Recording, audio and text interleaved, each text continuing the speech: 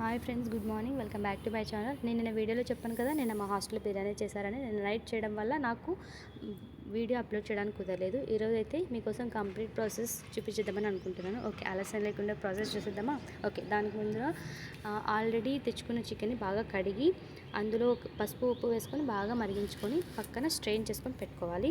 Okay, ఇలా strain చేసుకొని పెట్టుకున్న తర్వాత మనకు బిర్యానీ మసాలా ప్రిపేర్ చేసుకోవాలి. దానికోసం ఒక బాండి పెట్టుకొని అందులో ఎండుమిర్చి, ధనియాలు, రాతి పువ్వు, అనాస పువ్వు, ఓకే, ఇలాచి, మిరియాలు అండ్ చెక్క, లవంగం అండ్ జాజి పువ్వు, ఓకే, ఇంకా మిగతా కావాల్సినవన్నీ వేసుకొని బాగా స్లో ఫ్లేమ్ మీద కొంచెం హీట్ చేసుకున్న తర్వాత అవి చల్లారాక మనం మిక్సీ జార్లో ఉప్పు వేసుకొని గ్రైండ్ చేసుకోవాలి. గ్రైండ్ చేసుకున్న తర్వాత ఆ గ్రైండ్ చేసుకున్న పేస్ట్ ఇందులో వేసుకొని ఇందులో కర్డ్, అల్లం వెల్లుల్లి పేస్ట్, ఆయిల్, పసుపు, ఇంతకుముందు మనం స్ట్రెయిన్ చేసుకొని పెట్టుకున్న చికెన్ కూడా వేసి చికెన్ ముక్కలకి బాగా మసాలా పట్టేలా కలుపుకోవాలి.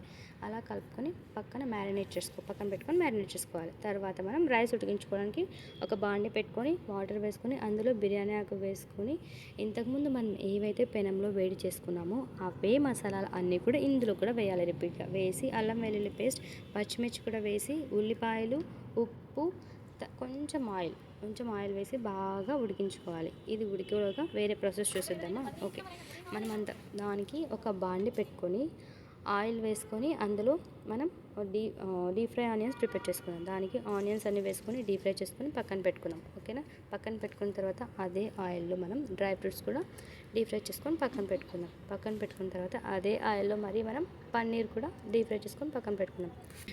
ఇక్కడ పన్నీర్ ఎందుకంటే మా హాస్టల్లో వెజిటేరియన్స్ కూడా ఉన్నారు, వాళ్ళ కోసం పన్నీర్ బిర్యానీ చేస్తుందన్నమాట. ఇప్పుడు ఉడికిపోయాయి కదా, వాటర్ ఉడికిన తర్వాత ఇందులో మనం ఆల్రెడీ కడిగి పెట్టుకున్న బియ్యాన్ని వేసుకొని బాగా ఉడికించుకోవాలి. బాగా అంటే 100% కాదు, 90% ఉడికించుకోవాలి చాలా అనమాట. ఓకే, 90% ఉడికించుకున్న రైస్ని మరి పక్కన వాటర్ లేకుండా స్ట్రెయిన్ చేసుకొని రైస్ మాత్రం పక్కన తీసుకోవాలి. పక్కన తీసుకున్న తర్వాత పక్కన పెట్టుకొని ఇప్పుడు మనం పన్నీర్ ఆల్రెడీ డీప్ ఫ్రై చేసుకున్నాం కదా, అందులోకి మనం అల్లం వెల్లుల్లి పేస్ట్, ఉప్పు, పసుపు, పెరుగు వేసుకొని ఇవి డీప్ ఫ్రై ఆనియన్స్ కూడా వేసుకొని అందులోనే రైస్ వేసుకొని పుదీనా, కొత్తిమీర, మళ్ళీ దాని తర్వాత డీప్ ఫ్రై ఆనియన్స్ వేసుకొని పక్కన పెట్టుకోవాలన్నమాట. ఇది మనం గ్యాస్ మీద పెట్టేసి స్లో ఫ్లేమ్ మీద ఉడికించుకోవాలి. ఉడికించుకున్న తర్వాత మనం ఇప్పుడు ఇది ఉడికేలోగా మనం చికెన్ బిర్యానీ చేసుకున్నాం. చూడండి, మరి నాన్ వెజిటేరియన్స్ చూస్తున్నారు. అమ్మో, హాస్టల్లో చికెన్ అంటేనే హడావిడి, అందులో చికెన్ బిర్యానీ అంటే ఇంకా మీరే ఊహించుకోండి. చికెన్ బిర్యానీకి ఆల్రెడీ మనం మ్యారినేట్ చేసుకున్న చికెన్ తీసుకొని చికెన్ని కొంచెం కాసేపు ఉడికించుకోవాలి. ఉడికించుకున్న తర్వాత మనం ఇంతకుముందు ఉడికించుకున్న రైస్ వేసుకొని అందులో దానిపైన చికెన్ వేసుకొని మళ్ళీ దానిపైన రైస్ వేసుకొని మళ్ళీ చికెన్ వేసుకొని డీప్ ఫ్రై ఆనియన్స్, పుదీనా, కొత్తిమీర వేసుకొని డీప్ ఫ్రై ఆనియన్స్ వేసుకొని మనం అలాగే డ్రై ఫ్రూట్స్ కూడా వేసుకున్న తర్వాత దీన్ని కాసేపు అలానే కొంచెం స్లో ఫ్లేమ్లో పెట్టుకొని ఉడికించుకోవాలి. ఉడికించుకున్న తర్వాత మనకి బిర్యానీ అయితే కాసేపట్లో రెడీ అయిపోతుంది. ఇది మనం స్టవ్ మీద పెట్టేసి మనకి పెరుగు పచ్చడి ప్రిపేర్ చేసుకున్నామా, అందుకు పెరుగు పచ్చడి మా హాస్టల్ అయితే పెరుగు, ఉల్లిపాయలు, దాంట్లోకి క్యారెట్, అలాగే దోసకాయ, కీరా అంటారు కదా, కీరా దోసకాయ కూడా వేస్తుంది మా అక్క. సో అలా ప్రిపేర్ చేసుకొని కొంచెం వాటర్ వేసుకొని కలుపుకొని పక్కన పెట్టేసుకున్న తర్వాత ఇంకేముంది, అంతలో బిర్యానీ ఉడికిపోయిందన్నమాట.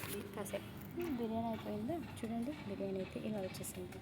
మా బిర్యానీ అయితే చాలా బాగుంది, టేస్ట్ చేసేసాం. మీకు ఎలా అనిపించింది వీడియో కామెంట్ చేసేయండి. ఓకేనా? Thank you, bye.